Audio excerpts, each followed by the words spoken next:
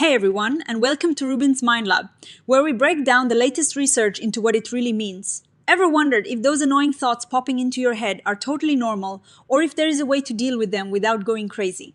Well, this new study dives right into that. Today we're exploring a really interesting study about intrusive thoughts, those unwanted, sometimes weird, sometimes scary thoughts that pop into our minds. Like suddenly worrying you left the stove on or having a random thought about something embarrassing. Most people get them, but for some, they cause a lot of distress. The big question here is if we create a quick digital tool to help young people deal with these thoughts. Do they actually find it helpful and easy to use? And what makes a digital tool like this a good one? So, intrusive thoughts, or it's for short, are super common. The researchers say almost everyone experiences them, but the problem isn't the thought itself. It is how we react to it. If we think a certain intrusive thought means something bad about us, or that it is going to happen, that is when the real trouble starts. This can lead to anxiety, shame, and then we try to push those thoughts away, which ironically often makes them stronger. The study took a digital program called a single session intervention, or SSI, designed to help with these intrusive thoughts. Think of it like a 15-minute online module that teaches you about it and gives you some tools to manage them. They had young people aged 13 to 25 use this digital tool to see if it worked. They compared it to a group that just got basic information about intrusive thoughts. After people used the tool, they asked them a bunch of questions, both about their experience with the intervention itself and how they were feeling. What did they find? Well, it's really interesting. When they looked at what people liked, the top things were interventions that made them feel like they weren't alone. Basically normalizing the experience of having intrusive thoughts and being emotionally validating. People also really appreciated it when the tool was easy to use, engaging, and helped them think about their own experiences. And of course, having actual helpful strategies, not just information, was key. Looking at the breakdown, the biggest cheerleaders were for accessibility and engagement features, with over half of the participants mentioning it. Following that were practical strategies and application, and then validation and feeling understood. This tells us that for young people dealing with intrusive thoughts, feeling connected and getting practical tools are super important. But what about what could be better? The most common feedback here was no negative feedback, which is always good to see. But then a significant chunk of people wanted more examples. This means they wanted more scenarios, more stories to help them connect with the information and the strategies. Another big one was accessibility, where people wanted things to be clearer or maybe even shorter. It sounds like the intervention was pretty good, but it could be even better with more concrete examples. And perhaps some fine-tuning on clarity. They also wanted more interactive stuff, like videos, to make it even more engaging. Now, let's talk about acceptability. The researchers looked at whether things like age, gender, or race made a difference in how acceptable the intervention was. Interestingly, when they ran the numbers, they found that these demographic factors by themselves didn't really predict how acceptable the intervention was. It wasn't like one group of people found it much better than another based on these characteristics alone. But here is where it gets really fascinating. They found a strong link between how acceptable people found the intervention and their reduction in hopelessness. People who reported the intervention was more acceptable were also more likely to feel less hopeless afterward.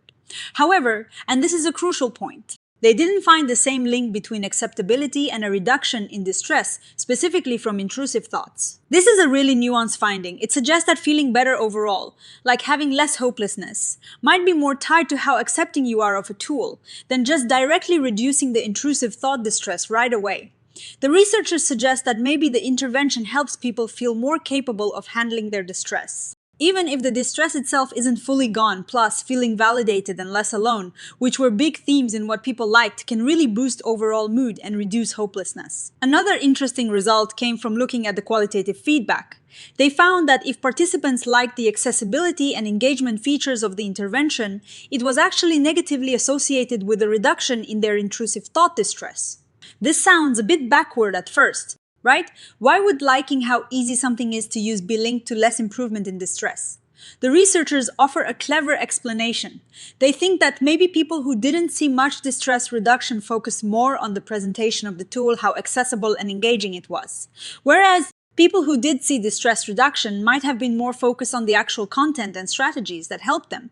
It's like if you get better, you rave about the medicine.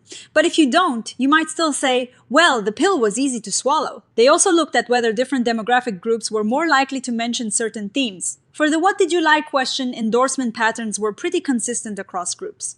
But when it came to the anything else you'd like to share question, they found something important. People who identified as non-Caucasian were more likely to answer this question overall.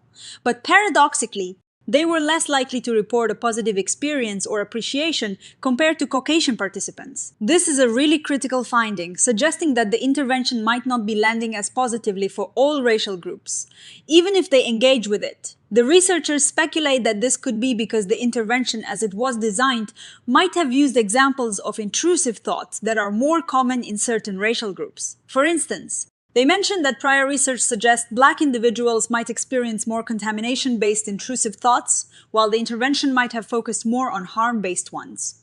This difference in examples could make it harder for some individuals to connect with the material and feel fully validated. So, what is the big takeaway here? The study highlights that for young people dealing with intrusive thoughts, the best digital tools are ones that make them feel understood, normalize their experiences, are easy to use, and provide actual strategies.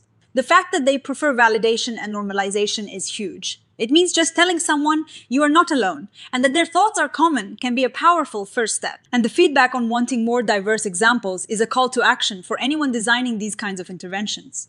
If you're talking about intrusive thoughts, you need to represent the wide variety of thoughts people actually have, and that variety can differ across backgrounds. This is essential for making sure the intervention resonates with everyone. The link between acceptability and reduced hopelessness, but not necessarily direct distress reduction, is a complex but important finding.